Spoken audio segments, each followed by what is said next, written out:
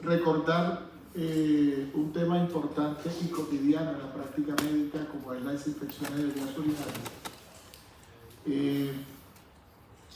Más que hacer una memorización de cada uno de los medicamentos y de la parte de, o digamos, la intervención en la sección de las vías urinarias, si son vías urinarias bajas, vías urinarias altas. Más que memorizar, lo que pretendo yo con la siguiente presentación es que ustedes aprendan a relacionar el proceso fisiopatológico, el germen, ¿verdad? Y también tengan en cuenta la parte o la porción del tracto urinario que se encuentra afectado. Porque solemos cometer o solemos ver errores en la formulación de antibióticos para este tipo de manejo. Primero, sin tener las características que nos llevan a un diagnóstico de una infección de vías urinarias. Ya habiendo revisado el tema, sabemos que para nosotros hacer un diagnóstico de vías urinarias lo podemos hacer clínico y lo podemos hacer mediante laboratorio. Es decir, si un paciente nos muestra y viene a nuestra consulta diciendo que tiene la orina concentrada, que huele muy fuerte, que cuando orina le arde, después de que orina queda sensación de pujo o tenesmo vesical, podemos estar sospechando de una infección de vías urinarias. ¿Cierto? Eso es claro, ¿no? Pero también existen pacientes que pueden llegar a nuestra consulta y decirnos: doctor, yo sé lo que siento a veces es que me arde para orinar, independientemente de la edad. ¿Eso es un criterio para uno decir que hay una infección de vías urinarias?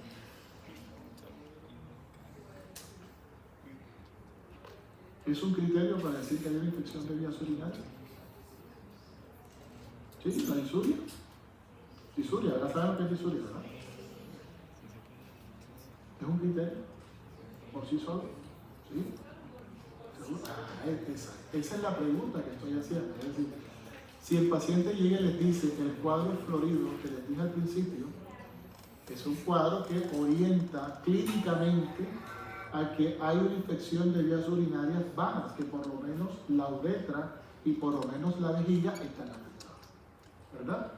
Hay signos hay síntomas clínicos que nos pueden orientar, la disuria, el tenesmo vesical, y hay signos que puede ser una orina fuerte y concentrada. ¿Ya? Ustedes tienen unos criterios clínicos para sospechar por lo menos que hay una infección de vías urinarias. La pregunta es, ¿qué hacemos cuando nosotros tenemos un paciente que tiene esa clínica o que simplemente nos dice: a veces, desde hace una semana para acá, me arde para orinar? ¿Tiene la orina concentrada? No, doctor, yo orino clarito. ¿Le duele después de que orina? No. ¿Está tomando algún medicamento? No. ¿Hay factor de riesgo como diabetes? No. ¿Tiene 20 años el paciente o la paciente? ¿Verdad? Pero simplemente manifiesta disuria. Entonces podemos encontrarnos simplemente con un dato clínico, ¿verdad? Podemos encontrarnos con un doctor. ¿Está con nosotros en clase? ¿Viene para esta clase? El uniforme. Ella puede ir, por favor. Colóquese la puerta, hermano. Vamos a hacer un radar aquí para ver quién más se me escapó y se me conoce el uniforme. Chicos, ya ustedes saben que yo no tengo que estar como el policía aquí, pero si me toca hacerlo porque me lo piden, pues tengo que hacerlo. ¿Listo? Bien, entonces, algunos dicen que sí, otros dicen que no. ¿Quién argumenta por qué con una disuria usted puede establecer un diagnóstico clínico de una infección de vía urinaria?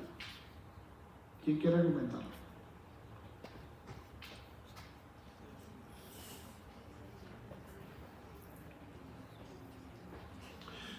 Pareciera que estuviéramos debatiendo simplemente, que estuviéramos hablando de la parte patológica, o estuviéramos hablando de la enfermedad y simplemente vamos a hablar del manejo farmacológico. Pero traigo a colación el ejemplo porque esta consulta o este motivo de consulta es común, ¿verdad? Es un motivo de consulta común y suele acompañarse con un abordaje diagnóstico errado o no aproximado o sin criterio clínico y que conlleva a esto. Si yo digo que sí, voy a tratar simplemente con eso, entonces conllevo a ¿qué? Al segundo error. Voy a mandar antibiótico inmediatamente. Y viene el tercer error que se desprende con eso. Cuando nosotros veamos las características de cada uno de los medicamentos, vamos a encontrar que hay unos que son de primera línea y otros de segunda línea. Unos para infección de vías urinarias bajas y otros para infección de vías urinarias altas, ¿verdad?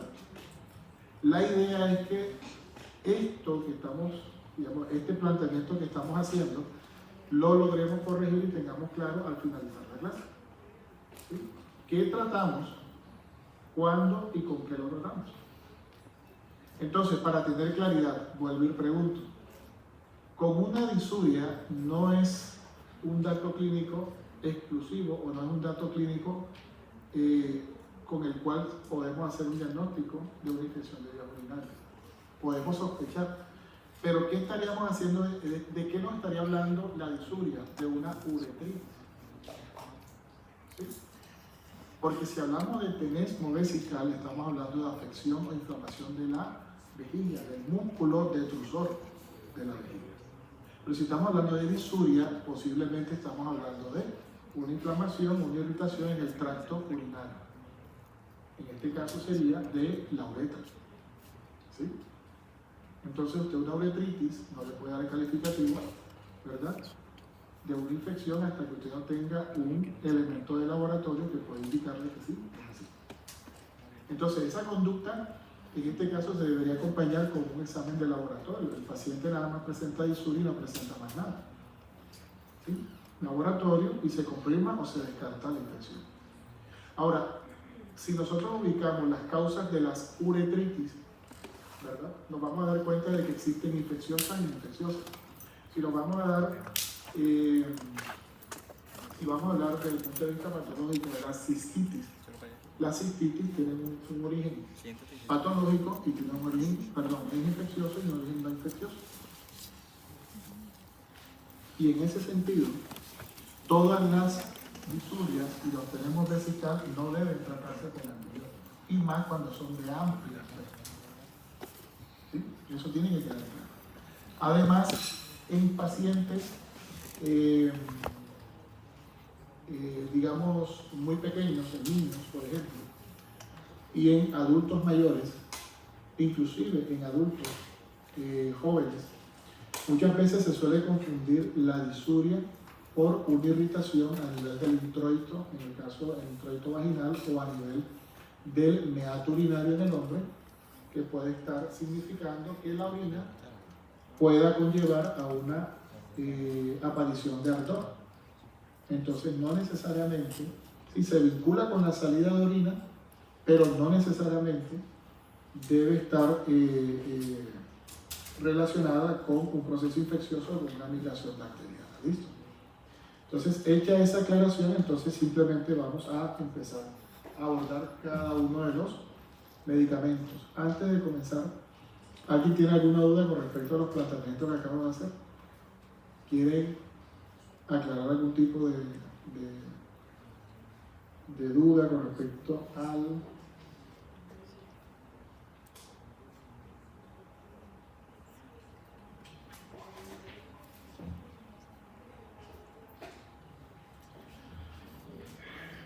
bien? Entonces, el primer grupo de fármacos que vamos a tratar son para la cistitis no complicada.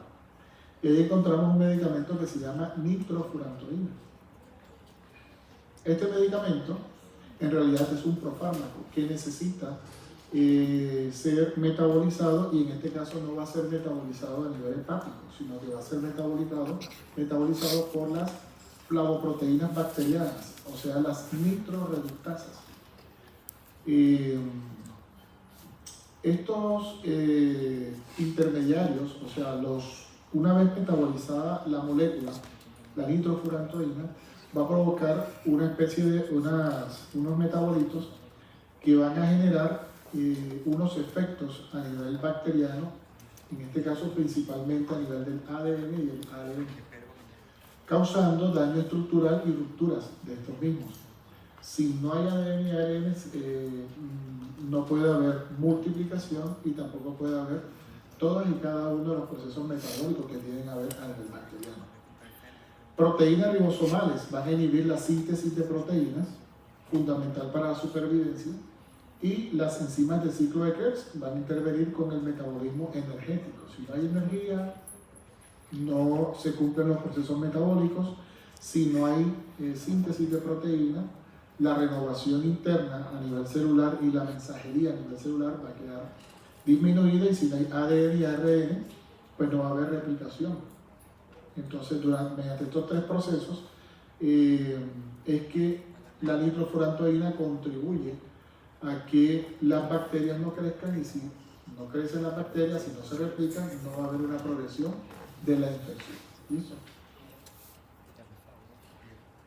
El hecho de que tenga 3 dianas, o el hecho de que tenga 3 sitios de acción a través de los cuales se interfiera con el crecimiento bacteriano, le permite la posibilidad de desarrollar una baja tasa de resistencia. No quiere decir con esto de que no la vaya a haber. Casos lo hay cuando existe una sobredosificación o cuando existe una interrupción del tratamiento sin haber terminado o sin haber erradicado completamente la bacteria. Entonces lograríamos un efecto bacteriostático, no un efecto bactericida. Ya ese concepto lo revisaron, ¿verdad? ¿Cuándo es un comportamiento bacteriostático o cuándo es un comportamiento bactericida? Bactericida sería matar la bacteria, ¿verdad? Y bacteriostático impide, disminuye la replicación, y entonces es más fácil para el sistema inmune erradicar la infección, ¿verdad? Entonces, si yo interrumpo el tratamiento antes de los días necesarios para erradicar la infección, es posible que la bacteria o el número de bacterias que queden posterior a la interrupción genere una nueva infección más adelante. Entonces se consigue un efecto bacteriostático más no bactericida. Bien, entonces en cuanto a la farmacodinámica, va a tener un efecto bactericida a nivel urinario, y su eficacia va a depender del tiempo en que las concentraciones en orina superen a la concentración mínima inhibitoria. ¿Cómo? El efecto va a ser un efecto bactericida.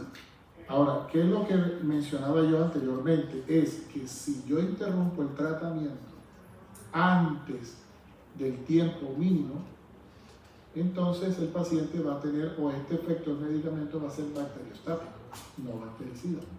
¿Sí? Bien utilizado en la cantidad de tiempo y en la dosis adecuada, debe cumplir un efecto bactericida, erradicar completamente la cantidad de bacterias que estén allí. Su eficacia, como le digo, va a depender del tiempo que las concentraciones en orina superen la concentración mínima inhibitoria. Entonces, este medicamento va a depender de la concentración en orina. Y para garantizar la concentración en orina debe tener poco metabolismo o nulo metabolismo a nivel hepático, y también que su excreción sea netamente urinaria.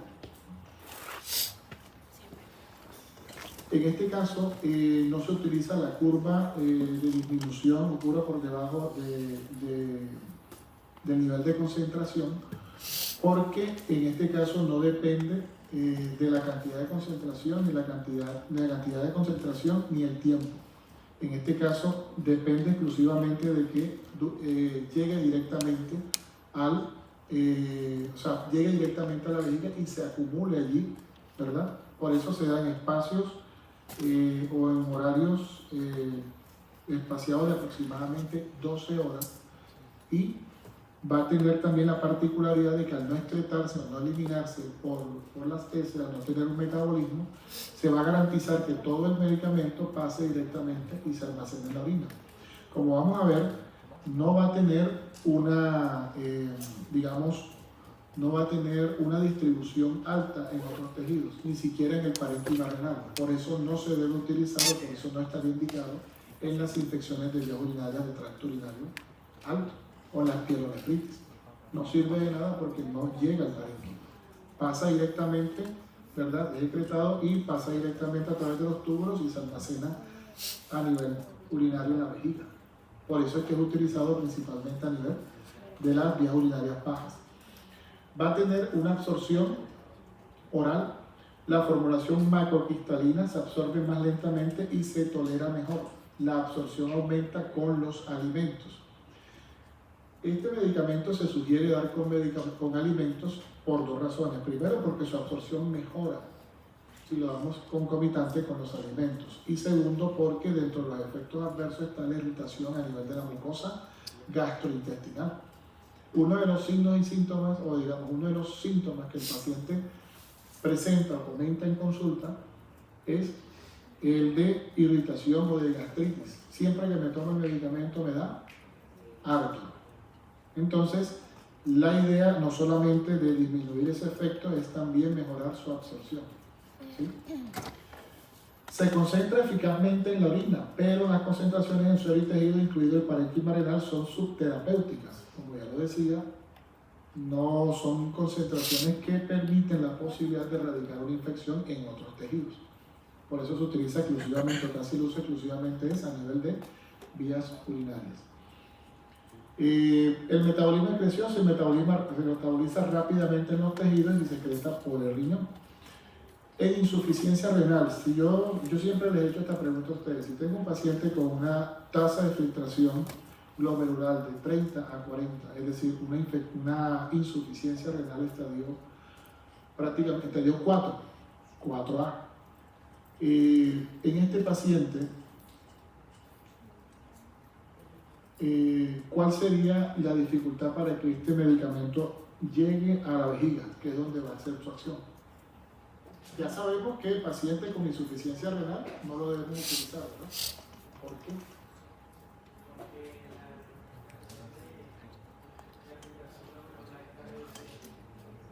¿Quién me habla? Ah.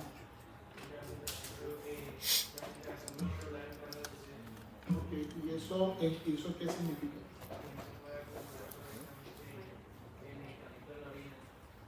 ¿Por qué?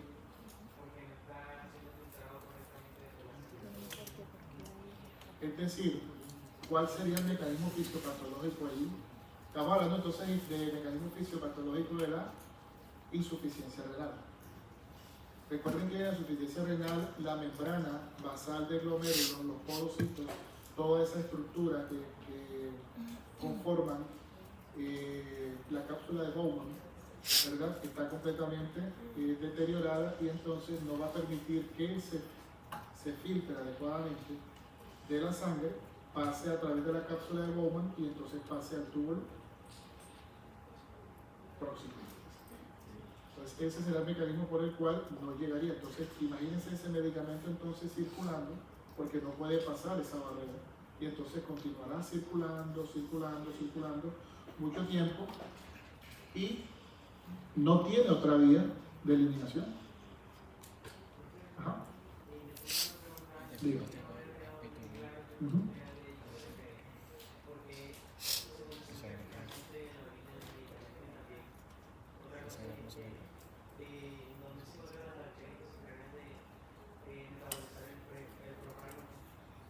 Se encuentra en la orina. Esas mismas toman el medicamento, lo procesan y lo convierten en un veneno para ellas mismas. ¿Sí? Bien. Tú me hiciste dos preguntas. La primera, esa era la bacteria. ¿Cuál fue la otra?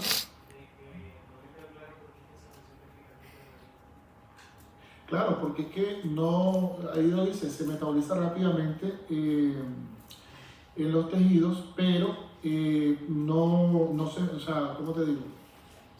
Recuerda que cuando existe un medicamento que es tomado por vía oral, es absorbido a nivel del tracto gastrointestinal, el sistema porta, ¿verdad?, lo lleva ¿a dónde? Directamente hacia él. No hay otro órgano hacia donde se transporte inicialmente, sino hasta el hígado. Muchos de estos medicamentos son metabolizados inmediatamente a nivel hepático. Y entonces la mayoría de ellos, al sufrir esa transformación, pueden pasar directamente a la sangre o pueden pasar directamente a la bilis. Pero el metabolismo de este no pasa a nivel hepático, sino que el medicamento sufre, o sea, se transporta de manera inalterada. Y al pasar de manera inalterada, entonces al pasar por el riñón, inmediatamente es excretado ahí y se almacena ahí. En cambio, si tiene una ruta metabólica a nivel hepático, es posible que sea excretado la mayor parte a nivel de o sus metabolitos o directamente a nivel de las heces, porque pasaría principalmente a través de la bilis, ¿sí? Y en este caso, como no tiene metabolismo hepático y así como ingresa al hígado, no es captado por los hepatocitos, ¿verdad? Y entonces sigue circulando hasta que sale el sistema porta, el sistema hepático, y pasa hacia la vena cava superior y se transporta a todo el cuerpo, ¿sí? Bien, entonces, efectos adversos comunes: náuseas, vómitos, anorexia, que esos son muy frecuentes. La orina puede tomar un color marrón, eso es por la coloración de los excipientes o por la misma coloración del medicamento. Ahora, puede ocasionar efectos raros pero graves: toxicidad pulmonar, hepatotoxicidad, neuropatía periférica y anemia hemolítica. En el caso de la toxicidad pulmonar, vamos a encontrar que puede ocasionar una neumonitis aguda o puede ocasionar efectos crónicos como son la fibrosis pulmonar crónica. ¿Por qué se puede producir con la nitrofurantoína un efecto como este?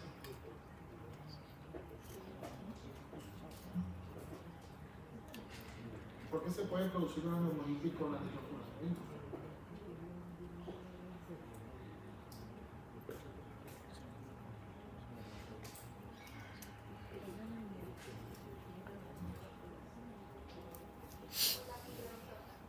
¿Por la? ¿Quién me habla? ¿Quién me habla?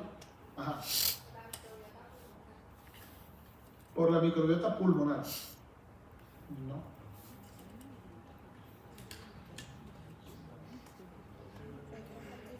¿Quién tiene un asistente de farmacología ahí en su móvil, en su equipo electrónico? No han configurado asistente farmacológico, nada, no han configurado. Pregunten. Diga, doctora.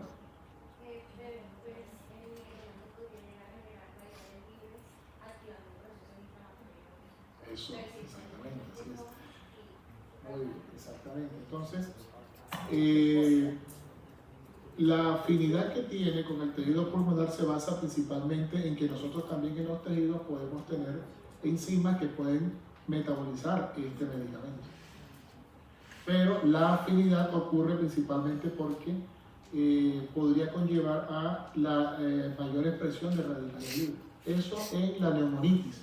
Ahora, ese efecto de producción de radicales libres a largo plazo puede conllevar a un proceso de remodelación, similar al proceso de remodelación que ocurre en el EPOC.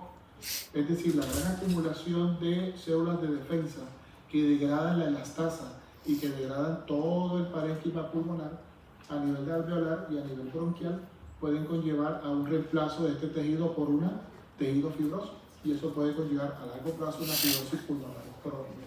¿Me iba a preguntar algo por ahí? ¿Sí? ¿Cómo? Si tú tienes una irritación a nivel del tracto gastrointestinal, como son las náuseas y el vómito, puede conllevar una disminución del apetito o ausencia del apetito. Pero básicamente fue por los dos primeros. Generalmente recuerden que cuando nosotros tenemos sintomatología a nivel gastrointestinal, el primer mecanismo de defensa que tenemos nosotros es disminuir el apetito para darle reposo al tracto gastrointestinal y disminuir su inflamación.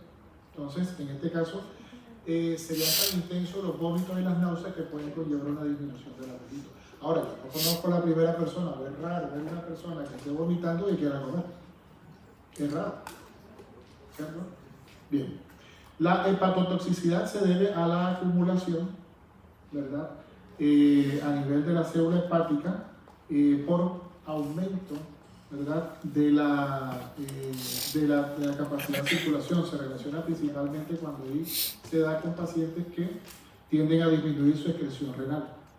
La neuropatía periférica, desmielinización sensoromotora. ¿Por qué podría ser?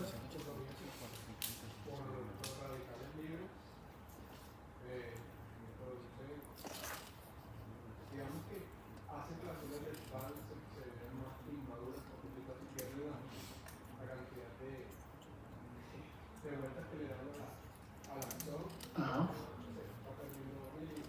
Va a disminuir la capacidad de producción de mielina, pero también está mediada por la vitamina B6. Por la vitamina B6. La disminución de la capacidad de acción o del sitio de acción de la vitamina B6, que también contribuirá al proceso de formación de mielina. Es decir, sí está mediada en el sitio de acción, en este caso la disminución de la capacidad de producción de mielina. Si hay aumento de nitrofurantoína circulante, en los tejidos se pueden formar radicales libres. Lo que sucede a nivel neuronal y lo que sucede a nivel pulmonar es que los mecanismos compensatorios de disminución de esos radicales libres no lo son tan potentes en esos tejidos. Mientras que a nivel hepático, mientras que a nivel del corazón, mientras que a nivel renal, existen sustancias, existen enzimas que pueden disminuir esa cantidad de radicales libres. Pues ahí estaría también un mecanismo a través del cual se puede compensar este efecto. Bien, antiácidos como el trisilicato de magnesio puede reducir su absorción, ¿verdad? Aquí el trisilicato de magnesio, por lo menos yo en mi práctica médica, desde que estudié y me gradué, no lo he utilizado nunca. Sin embargo, pues en la literatura está descrito de que puede generar interacciones. Bueno, bien. Mecanismo de acción, en este caso de la fosfomicina. Entonces, ya acabamos con la nitrofurantoína, ¿verdad? Entonces, seguimos con los medicamentos que pueden ayudarnos en primera línea para la cistitis. La fosfomicina, ¿quién conoce aquí la fosfomicina? ¿Quién la ha escuchado? ¿Han tenido algún familiar que de pronto le hayan ordenado ese medicamento? La nitrofurantoína, de menos que es más conocida, ¿verdad? ¿Alguno la ha tomado la nitrofurantoína? Bueno, ya sabe todo lo que produce la nitrofurantoína, entonces es mejor utilizarla con precaución, ¿verdad? Bien, inhibe de forma irreversible la enzima enolpiruvato transferasa. Esta cataliza el primer paso en la biosíntesis del peptidoglicano de la pared celular bacteriana. Si no hay pared celular bacteriana, permite la posibilidad que aumente la presión a nivel intrabacteriana, que permite la posibilidad de ser fagocitadas y que permite la posibilidad de que sea permeable a otras sustancias que pueden ser lesivas para la misma bacteria. Entonces, ejerce un efecto bactericida por esta característica. Entra la bacteria a través del transportador del glicerol 3-fosfato y exosa fosfato. Ese es en síntesis el mecanismo de acción, ¿verdad? En cuanto a farmacodinámica y farmacocinética, vamos a encontrar que tiene un efecto bactericida de amplio espectro. Su eficacia va a depender del tiempo en que las concentraciones superen la concentración mínima inhibitoria. Esto puede estar dado, recuerden que cuando en el primer medicamento están dados más por las concentraciones en el tejido que por el tiempo. Aquí está lo contrario, su eficacia depende más del tiempo que de las concentraciones. Su ventaja es que la dosis única mantiene concentraciones urinarias por encima de la concentración mínima inhibitoria. Entonces, miren que cuando nosotros hablamos de antibióticos debemos tener en cuenta la farmacocinética y farmacodinámica. Vida media larga, ¿verdad?, va a generar que el tiempo de exposición a ese medicamento va a ser mayor, ¿cierto? Ahora, capacidad de absorción y de metabolismo y de distribución, eso interviene con la cantidad y la concentración. Entonces, la farmacocinética y farmacodinámica de un medicamento, en este caso de antibióticos, pueden conllevar a la eficacia disminuida, ¿verdad?, o a la eficacia aumentada de un fármaco. En este caso, este medicamento tiene dos ventajas. Uno, que el tiempo en el cual permanece el medicamento circulando, el metabolito, va a ser mayor. Mientras que la concentración siempre con una dosis va a superar o va a mantenerse siempre por encima de las concentraciones urinarias necesarias para mantener el efecto bactericida. La absorción como sal de trometador, en este caso se va a absorber con una biodisponibilidad del 40%. Se distribuye mínima unión a proteínas si está con poca unión o tiene poca unión a las proteínas transportadoras.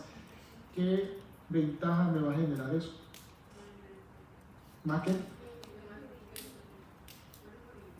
Más biodisponibilidad, exactamente. Si un medicamento se une por el 100% a una proteína transportadora, ¿qué fracción me va a generar el efecto? 0, ¿verdad? O sea que no voy a conseguir efecto. Si tengo un medicamento que no se une o se une poco a la proteína transportadora, su biodisponibilidad, entonces las concentraciones van a ser mayores y tienen otro efecto dado producto de una mínima unión a las proteínas. ¿Cuál sería el otro efecto?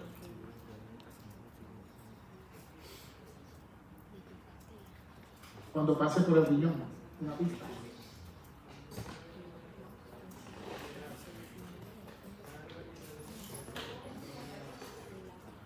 Claro, porque si un medicamento está circulando libre, porque lo que les está diciendo es mínima unión a proteína, si no se une a proteína está circulando libre, y si está circulando libre, al llegar a nivel renal, volvemos a la cápsula de Bowman, a la membrana del glomérulo, ¿verdad? Y entonces va a pasar libremente. En cambio, si está unido fuertemente a proteínas, entonces no va a poder desprenderse de la albúmina o de la proteína transportadora y no va a pasar y no va a ser filtrado. Entonces, este medicamento tiene esa posibilidad de que no es unido a las proteínas y entonces pasa buenas concentraciones hacia la orina. Y fíjense que a pesar de que tiene una amplia distribución porque está aportado en sangre todos los tejidos, no alcanza a absorberse o no alcanza a entrar a las células de los tejidos, pero sí alcanza una altísima concentración en la vejiga. Lógico, si un medicamento no se une a proteínas, no se absorbe o no se introduce a otros tejidos, obviamente que cuando pase por el riñón o pase por el glomérulo va a pasar hacia la orina y vamos a tener grandes cantidades de este medicamento.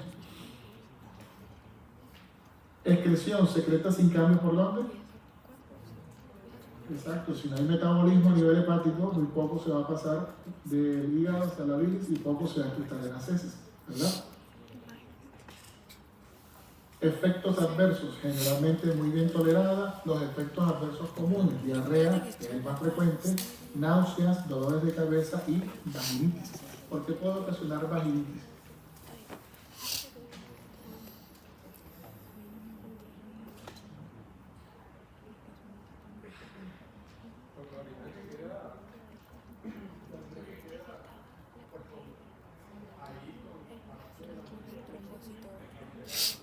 ¿Se queda en dónde? ¿En la vejiga?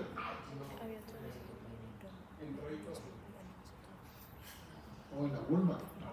A nosotros estamos haciendo un acto académico, las partes anatómicas del ser humano es normal. Aquí es normal, ¿cierto?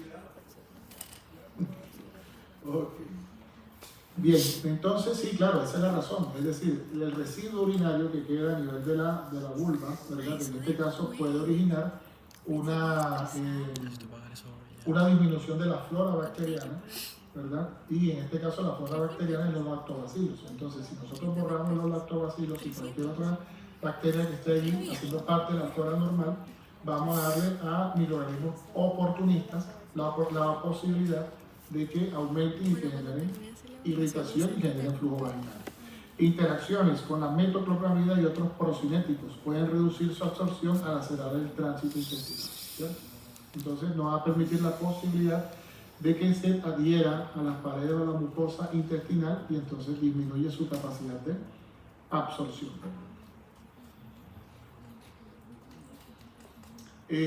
Otro medicamento, en este caso ya pasamos entonces de los medicamentos recomendados para infecciones de vías urinarias bajas. Hasta el momento llevamos solamente 2. Generalmente la nitrofurantoína es bien tolerada y sería el medicamento de elección para una infección de vías urinarias bajas. es el medicamento de primera elección, ¿cierto? Bien. Ahora bien, ¿cuándo utilizamos la fosfomicina? Generalmente la fosfomicina nosotros la utilizamos cuando tenemos amplia resistencia a los otros antimicrobianos en infecciones de vías urinarias. O cuando tenemos un paciente recurrente, paciente con hiperplasia de próstata, residuo postfuncional aumentado, paciente que tenga algún tipo de cistocele, o en este caso una disminución de la tensión del piso pélvico y provoque descenso de vejiga en el caso de las pacientes femeninas. Pero en este tipo de pacientes es común encontrar, o aquellos pacientes que incluso utilicen por alguna circunstancia sonda vesical o pañales. Entonces en estos casos los pacientes van a tener una recurrencia y generalmente no alcanzan a tener una afectación de los ureteres ni tampoco de los riñones. Entonces se debe utilizar estos dos medicamentos, la fosfomicina y la nitrofurantoína. Ahora, si usted tiene un cultivo de orina que le permita a usted establecer que tanto la fosfomicina como la nitrofurantoína tienen resistencia al germen, entonces ahí usted puede utilizar dentro de las opciones que le genere ese antibiograma. Entonces tenemos al trimethoprim sulfametoxazol. Su mecanismo de acción va a ser el bloqueo secuencial de las vías de síntesis del ácido fólico bacteriano. Nosotros también sintetizamos ácido fólico y esa enzima, en este caso el antibiótico va a tener dos sitios de acción. En este caso el sulfametoxazol va a ser un análogo del ácido para-aminobutírico y inhibe competitivamente la enzima dihidroteroato sintasa. Y el trimethoprim va a inhibir selectivamente la dihidrofolaso reductasa bacteriana y va a tener la particularidad o la seguridad para el uso en seres humanos, que es miles de veces más afín por la enzima bacteriana que por la humana. ¿Qué efecto puede tener la dihidrofolato reductasa, en este caso a nivel del ser humano, para qué sirve?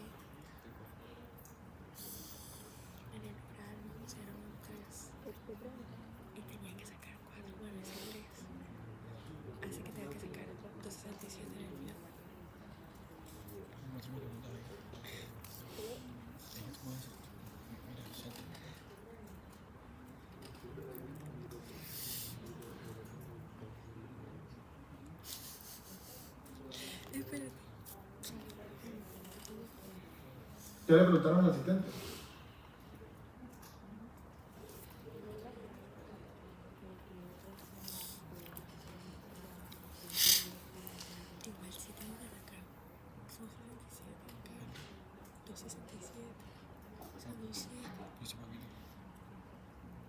Nadie.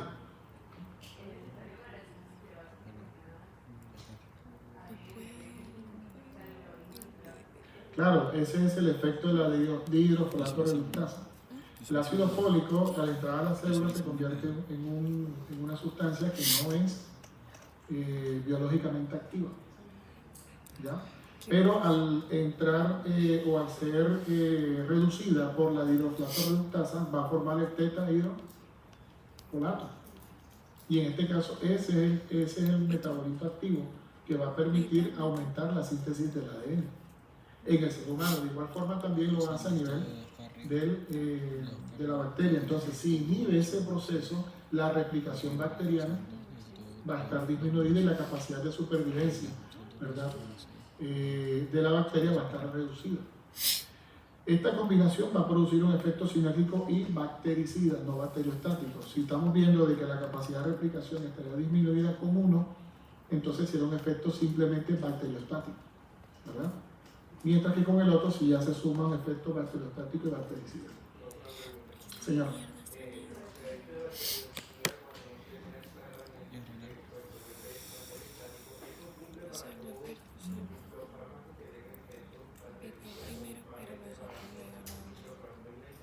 No, para todos. Es decir, si usted tiene un antibiótico que debe ser utilizado por mínimo 7 días. Hay antibióticos que pueden utilizarlos por 3 días, hay otros antibióticos que pueden utilizarlos por 5 días, hay otros que pueden ser utilizados hasta por un día, hay otros que pueden ser utilizados por 7 días, otros por 10, otros por 14 días, o hasta 21 días, pero son casos extremos, ¿verdad? De resistencia y todo eso. Ya voy, perdón. Entonces, si no utiliza la dosis adecuada en el medicamento de un día o de 3 días, si utilizas en vez de 500 miligramos, si utilizas 250 miligramos, a pesar de que cumple los días, tiene una dosis subóptima. Y entonces no mata la suficiente cantidad de bacterias, ¿verdad? Inhibe su carcinúmero, pero no erradica la infección. Entonces está haciendo un efecto bacteriostato. Claro, y ese es uno de los principales mecanismos a través del cual se puede producir resistencia y se puede producir procesos de reinfección. Porque la bacteria, al quedar allí en contacto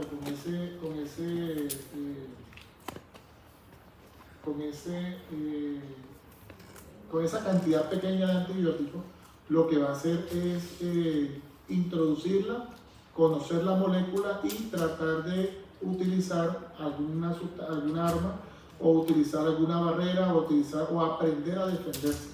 Entonces eso genera resistencia. ¿Sí? Bien, ¿iba a preguntar algo?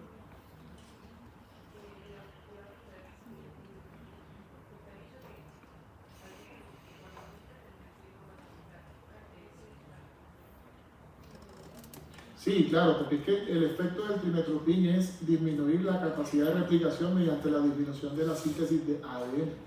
Entonces, si no se replica, ¿verdad? Disminuye el número, pero en realidad no le está matando, sino simplemente disminuye la capacidad de replicación. Entonces, el número de bacterias va a permanecer reducido, pero va a estar la bacteria ahí. Su velocidad de replicación va a ser lenta. ¿Sí? Entonces, para conseguir un efecto bactericida tienen que estar las dos. Efecto bactericida, uso clínico, su eficacia se ve severamente limitada por la alta prevalencia de resistencia en la Escherichia coli, de un 20 a un 30% en nuestro país y en otras partes del mundo. No debe usarse empíricamente si la tasa de resistencia local es mayor al 10 al 20%. Generalmente el trimestoprim sulfa nosotros lo utilizamos como segunda línea, ¿verdad? La mayoría de las veces, precisamente por esto. Cuando los medicamentos de primera línea no funcionan y yo tengo un antibiograma que me está diciendo que el trimestoprim lo puedo utilizar, pues yo lo utilizo de manera segura sin escalar los otros antibióticos que veremos a continuación. Tiene una buena disponibilidad oral, una distribución amplia, incluyendo en el parénquima renal y la próstata. Metabolismo hepático y la excreción renal. Requiere ajuste de dosis en insuficiencia renal y ya sabemos por qué, ¿verdad? Bien. Efectos adversos, los más comunes: náuseas, vómitos y erupciones cutáneas. Hipersensibilidad, reacciones cutáneas graves, síndrome Stevens-Johnson, necrosis epidérmica tóxica. Son medicamentos que tienden a tener un efecto a nivel celular. Y ese efecto a nivel celular puede verse, puede disminuir la capacidad de defensa o la capacidad de replicación a nivel de los tejidos sanos. Y eso puede provocar una reacción intensa, ¿verdad?, por parte del sistema inmune, que puede identificar unas fallas en cuanto a la replicación celular y puede generar una reacción masiva atacando tejidos sanos, ¿verdad? Pero el sistema inmune lo identifica por esa disminución de la capacidad de replicación adecuada. A nivel renal, cristaluria, por eso requiere una buena hidratación al momento de estar suministrando este medicamento y puede ocasionar nefritis intersticial, aumento de los niveles de potasio, bloqueando los canales de sodio en el túbulo colector y también puede ocasionar fotosensibilidad. Ahora, con respecto a la elevación de niveles de potasio, tiene mucho que ver con la absorción y tiene mucho que ver con el intercambio que ocurre a nivel celular renal con el sodio también. Otro, fotosensibilidad, y ese es un apartado muy importante que hay que tener en cuenta, y es que los medicamentos no son inocuos en sí. Todos y cada uno de ellos deben tener una leyenda o debe leerse adecuadamente sus precauciones o restricciones. ¿Por qué? Porque este medicamento usted ve que usted lo da y lo recomienda y no tenemos muchas veces la precaución de decir al paciente utilice protector solar.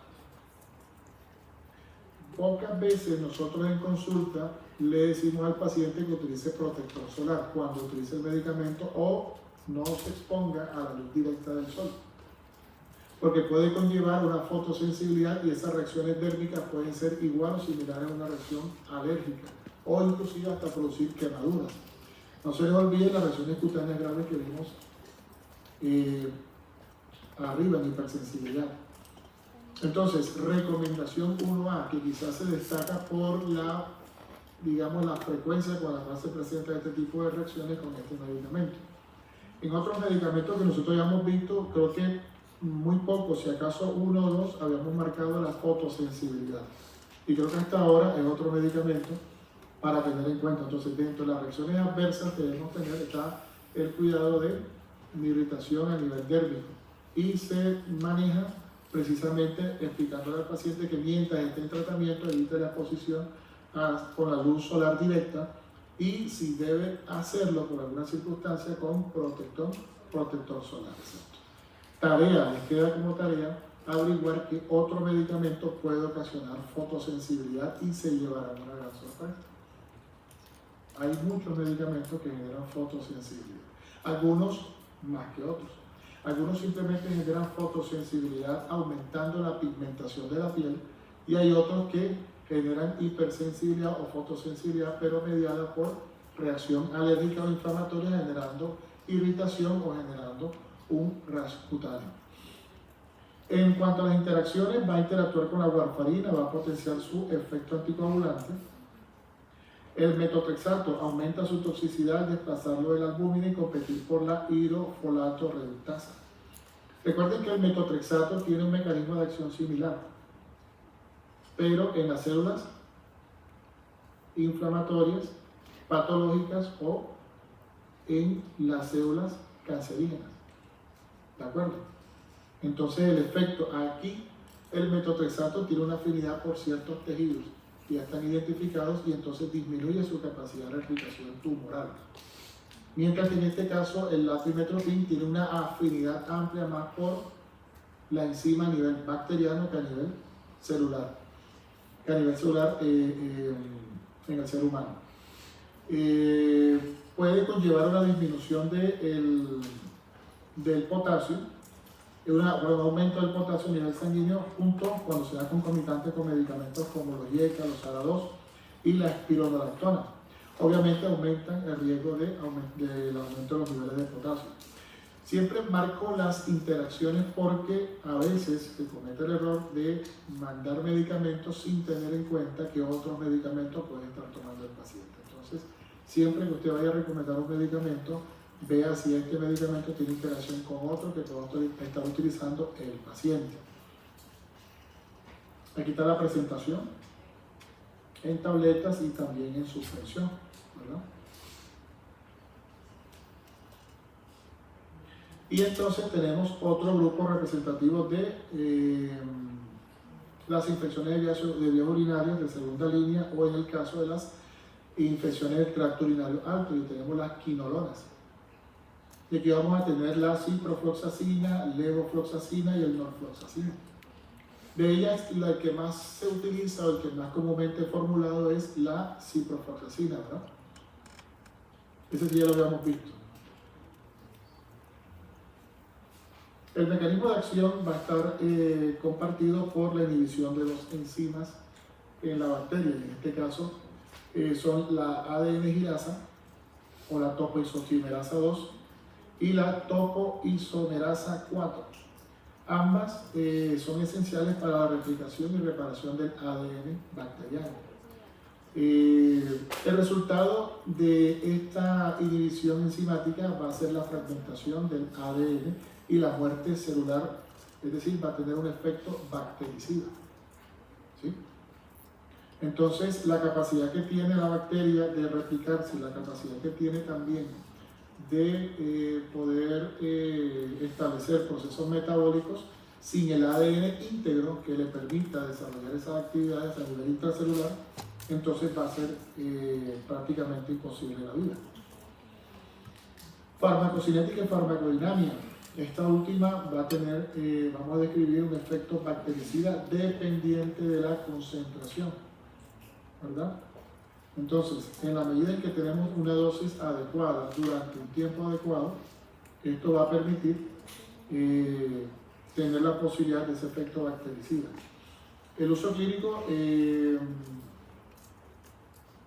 ya no se utilizan como manejo de la cistitis como primera opción, y simplemente se reserva como primera opción oral para peritonitis no complicadas en pacientes ambulatorios, siempre y cuando la resistencia de la E. coli a este tipo a este grupo de medicamentos sea menor al 10%.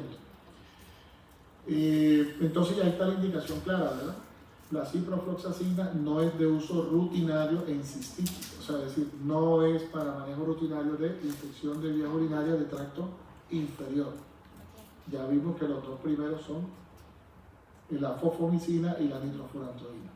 Se puede utilizar para infecciones urinarias, de vías urinarias altas, en este caso pielonefritis, pero siempre y cuando se pueda el paciente tratar por vía oral y que no tenga complicaciones o que no tenga riesgo futuro de complicaciones, ¿verdad? Su farmacocinética indica que tiene una excelente biodisponibilidad oral de un 70-80%, lo que permite el paso de la terapia intravenosa a oral. Es decir, el paciente que está hospitalizado, se hace un diagnóstico, se disminuyeron la recurrencia de síntomas y entonces se puede pasar de unas 3 o 4 días de estar hospitalizado a que termine hasta el 7º o 10º día en casa. Esa es la posibilidad que tiene. Ahora, su absorción se va a ver reducida significativamente con cationes bivalentes, en este caso con el calcio, con el hierro y con otros antiácidos. Quiere decir que si nosotros damos el medicamento cercano a la administración de cualquier medicamento antiácido o que contenga, por ejemplo, minerales como el calcio o magnesio, puede unirse a esos cationes bivalentes y no va a ser absorbido a nivel intestinal, o sea que la eficacia va a disminuir. Son esos pacientes, ¿qué tipo de pacientes sería? Aquellos pacientes que toman medicamentos para la gastritis, cualquiera que sea la edad, o aquellos pacientes que son polimedicados y que toman siempre su antiácido para disminuir la irritación gástrica, ¿verdad? Y lo hago así porque es así. Si usted tiene un paciente polimedicado, ¿verdad?, de más de 5 medicamentos, no necesariamente ese paciente necesita, valga la redundancia, ¿sí?, no va a necesitar un protector gástrico o un medicamento que disminuya la cantidad de ácido, porque eso puede ser contraproducente para la flora bacteriana a nivel del colon y puede ser contraproducente para la misma absorción de otro tipo de sustancias. Entonces, va a tener una excelente penetración en la mayoría de los tejidos, incluyendo riñón y próstata. Y el metabolismo va a ser hepático y va a variar entre cada una de las quinolonas. Y la excreción va a ser principalmente renal. Requiere ajustes de dosis en insuficiencia renal. O sea, se puede utilizar en insuficiencia renal, pero con un ajuste de dosis. ¿Por qué? Porque es principalmente, no absolutamente. ¿De acuerdo? Efectos adversos a nivel musculoesquelético. Aumentan el riesgo de tendinitis y de ruptura del tendón, principalmente el tendón de Aquiles.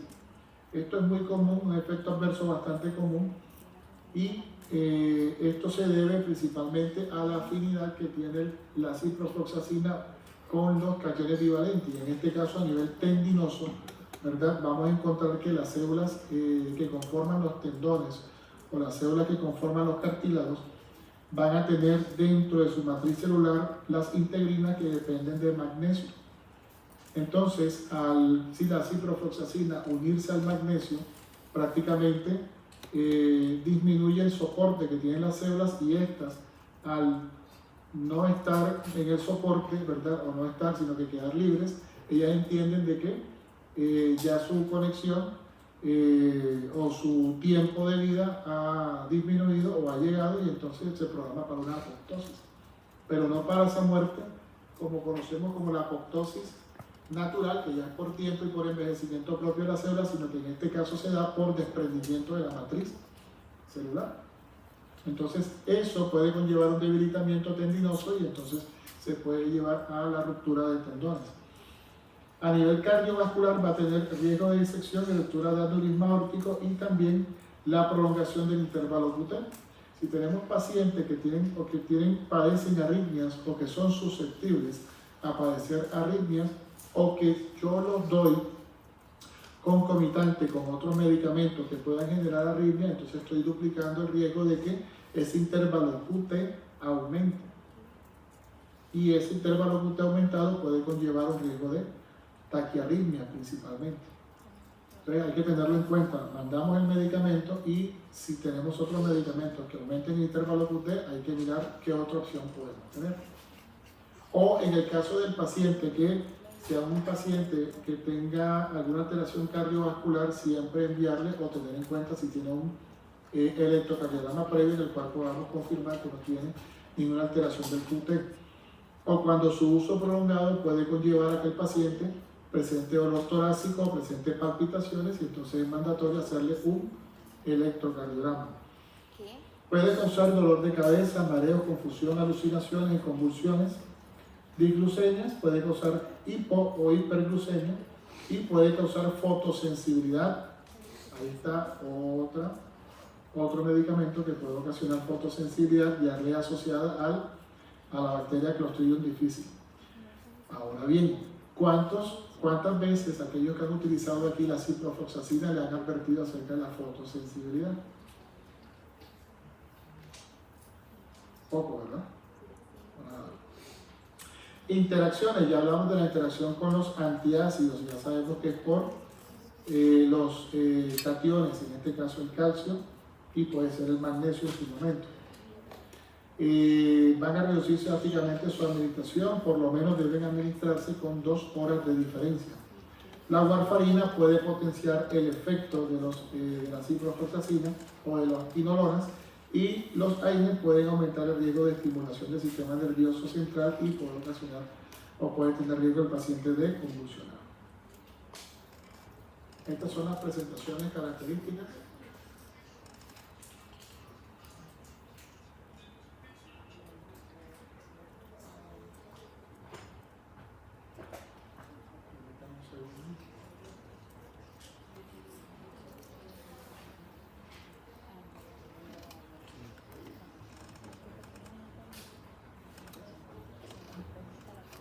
Bien, entonces esas son las presentaciones características que conseguimos en el mercado. Y vamos a entrar al grupo 3, que son los beta-lactámicos. ¿Verdad? Estos medicamentos van a tener los fármacos representativos, que en este caso son las cefalosporinas y las penicilinas. ¿Sí? Ya sabemos cuál es el mecanismo de acción. Me imagino yo que en muchas patologías infecciosas, y ustedes han visto que inhiben la síntesis de la pared de peptidoglicano al unirse e inactivar a las proteínas de unión a la penicilina. Esta acción va a debilitar la pared celular llevando a la lisis y muerte bacteriana. Ese mecanismo de acción ya lo habíamos revisado. Un efecto farmacodinámico, farmacocinético. La absorción va a ser variable, es decir, por vía oral. En este caso la cefalexina va a tener una absorción de un 60 o 70%. Y en este caso la ceftriaxona es de uso solo parenteral. Aquí vamos a hablar de los 2 representantes que más utilizamos en la práctica médica, la ceftriaxona y la cefalexina. Aunque existen otros como la cefradina, que también se puede utilizar en aquellos casos en los cuales hay alta resistencia a los otros medicamentos de primera línea. Va a tener una buena distribución en la mayoría de los tejidos, va a alcanzar buenas concentraciones en riñón y orina y el metabolismo hepático va a ser mínimo o va a estar disminuido en la expresión principalmente renal. Principalmente quiere decir que podemos utilizarla en pacientes con insuficiencia renal, pero con un ajuste en la dosis de este paciente para evitar su bioacumulación.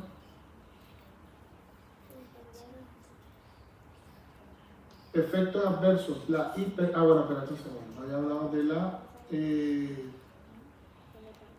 efecto bactericida en cuanto a la farmacodinámica va a depender del tiempo, eficacia, o sea, recuerden que en otros había recalcado que la eficacia va a depender de la concentración, algunos de la concentración en el tiempo, y en este caso principalmente va a depender del tiempo que dure el medicamento.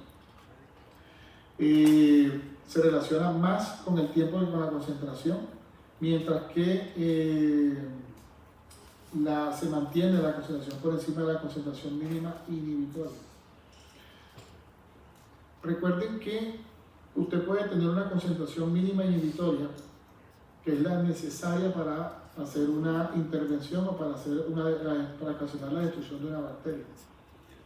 En ocasiones esa concentración mínima inhibitoria tiene que ser el doble o el triple de la necesaria para matar una sola bacteria.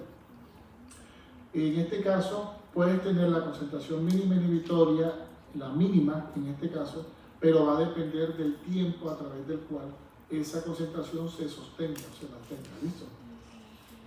Mientras que en otros usted puede tener un tiempo reducido de hasta 6 horas, pero la concentración en este caso se va a mantener o va a estar muy por encima, y con el solo aumento de esa concentración va a tener para erradicar todas las bacterias. Uso clínico. En cistitis se consideran alternativas, solamente alternativas, cuando los de primera línea no pueden usarse, o cuando se requieren tratamientos más largos, y obviamente pues son menos eficaces aquellos primeros tratamientos, sobre todo cuando tiene un antibiograma que muestra una resistencia intermedia. Y en el caso de la pielonefritis es la indicación de primera línea, sobre todo para el manejo intrahospitalario, ya sea hospitalización domiciliaria o hospitalización en las clínicas. Y en el caso de las penicilinas, el uso está limitado, no está desaconsejado, pero está limitado por las altas tasas de resistencia. Sin embargo, las penicilinas pueden ser la única opción viable, sobre todo en aquellos cuando usted no disponga de ceftriaxona, sobre todo en pacientes embarazadas. ¿Verdad? Fíjense usted que usted puede tener un manejo con nitrofurantoína, puede tener con fosfomicina, con trimethoprim sulfa, pero en pacientes embarazadas no puede dar ese tipo de medicamentos. Y en este caso la primera elección sería la cefalexina por vía oral. Usted puede tener un paciente con una infección de vías urinarias, que la primera línea será siempre nitrofurantoína, será fosfomicina, o en su defecto trimethoprim sulfa como primera línea. Pero si tiene un paciente, ¿verdad?, en estado de embarazo, en este caso la primera línea será la cefalexina, ¿cierto? Efectos adversos, reacciones alérgicas desde ras cutáneo hasta anafilaxia, y va a haber una reacción cruzada entre penicilina y cefalosporina, aunque esta siempre es menor del 5%. Ahora, siempre que el paciente manifieste que es alérgico a las penicilinas, debe tener cuidado o debe tener especial atención, pero si usted tiene ese medicamento y no tiene otro para suministrarle, pues usted puede aventurarse a aplicarle la ceftriaxona o aplicarle la cefalosporina. A nivel gastrointestinal están dadas principalmente porque barre precisamente la flora bacteriana, en este caso diarrea, náuseas, vómitos, y otra vez el riesgo por diarrea por Clostridium. Las interacciones, la más conocida, Probenecid, puede aumentar los niveles séricos del oventalactámico al competir por la secreción tubular renal, es decir, por el método de eliminación. Estas son las diferentes presentaciones, inclusive las cefuroximas se utilizan cuando tenemos pacientes con alta resistencia a otros medicamentos y que también tienen una dificultad. Puede que de pronto sean sensibles a otros fármacos. Hay pacientes que pueden ser sensibles a trimethoprim, pueden ser sensibles a aminoglucósidos, pueden ser sensibles a pueden ser sensibles a las cefalosporinas.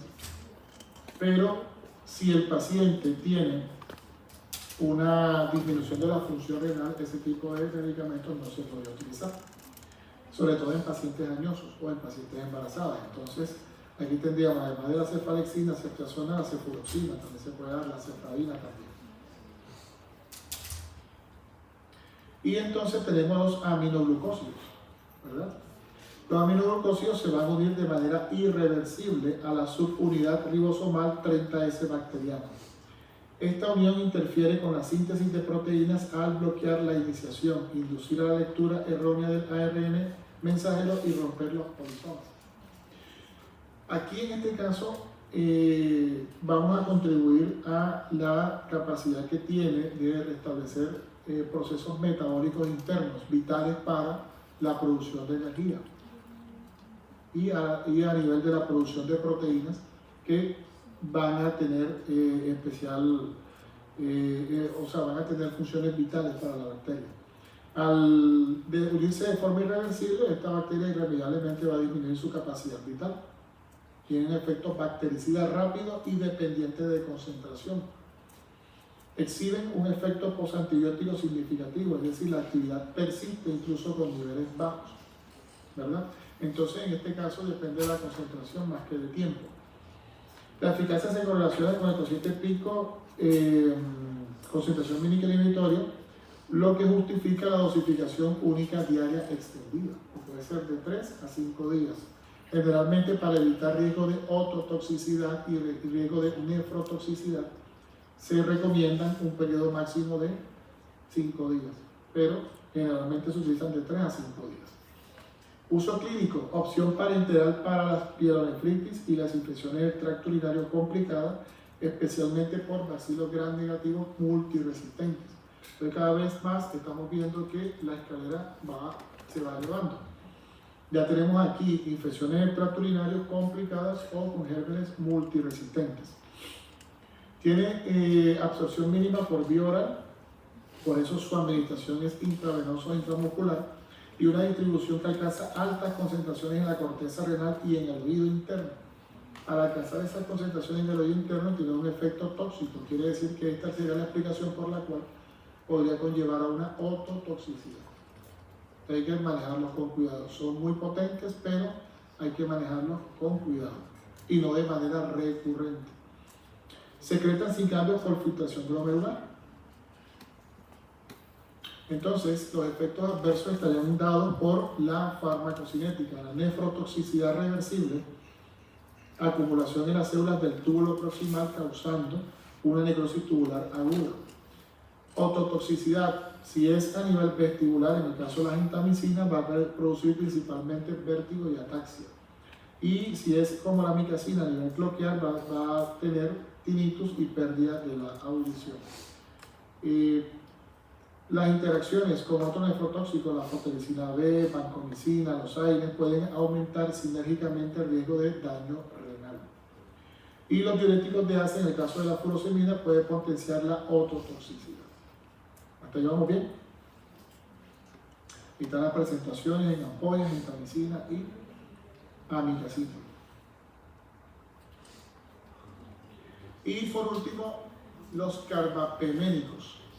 Son medicamentos que pertenecen a la familia de los beta-lactámicos, pero con una estructura que les confiere una estabilidad que les impide, que les disminuye, que sean hidrolizados por la mayoría de las beta-lactamasas, que son los sistemas de defensa de las bacterias que han aprendido a defenderse de este tipo de medicamentos. Al igual que los otros beta-lactámicos, se van a unir a las proteínas de unión a la penicilina y van a inhibir la transpexidación, provocando una disminución o parando la síntesis de pared celular, y va a tener el mismo efecto bactericida en este caso de los otros beta-lactámicos que habíamos mencionado. Representantes meropenem y ertapenem van a tener un efecto bactericida y va a depender del tiempo. Posee un espectro de actividad más amplio que los otros antibióticos beta-lactámicos. No se absorben por vía oral y van a tener una administración exclusivamente parenteral. Su uso es prácticamente intrahospitalario, ¿verdad?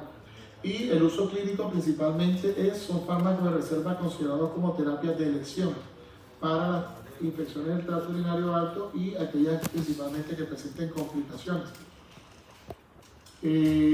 Sobre todo aquellas cuando se confirme una resistencia amplia a los antibióticos de primera y segunda línea.